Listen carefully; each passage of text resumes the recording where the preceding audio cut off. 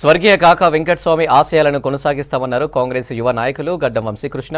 పెద్దపల్లి జిల్లాలో ఆయన పర్యటించారు. జిల్లా కేంద్రంలో అంబేద్కర్ విగ్రహానికి, సుల్తానాబాద్ పట్టణంలో దివంగత కాకా వెంకటస్వామి విగ్రహానికి పూలమాలలు వేసి నివాళులర్పించారు. కాకా వెంకటస్వామికి పెద్దపల్లి పార్లమెంటు నియోజకవర్గ ప్రజలకు మధ్య విడదీయరాని అనుబంధం ఉందన్నారు వంశీకృష్ణ.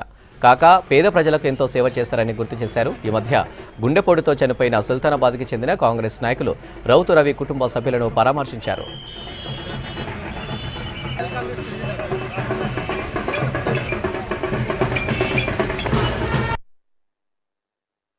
ఇక్కడ కాకా గారిని గుర్తు చేసుకొని కాకా గారికి పెద్దపల్లికి ఉన్న అనుబంధం ఒక 70 సంవత్సరాల అనుబంధము మీ అందరికీ తెలుసు.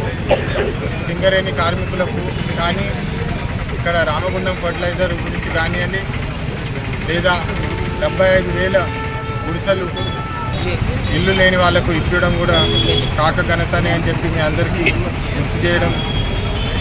ఈసారి పెన్షన్ స్కీమ్ కానివ్వండి, రేషన్ కార్డు కానివ్వండి, అనేక కార్యక్రమాలు అభివృద్ధి చేసే కార్యక్రమాలు కాకా వెంకటస్వామి గారు మన తెలంగాణకి, మన దేశానికి చేశారని చెప్పి ఒకసారి గుర్తు చేస్తున్నాను. కాకా గారి స్ఫూర్తితో తెలంగాణ కోసము మంచి బాటలో కాంగ్రెస్ పార్టీ మద్దతు ఇస్తుంది.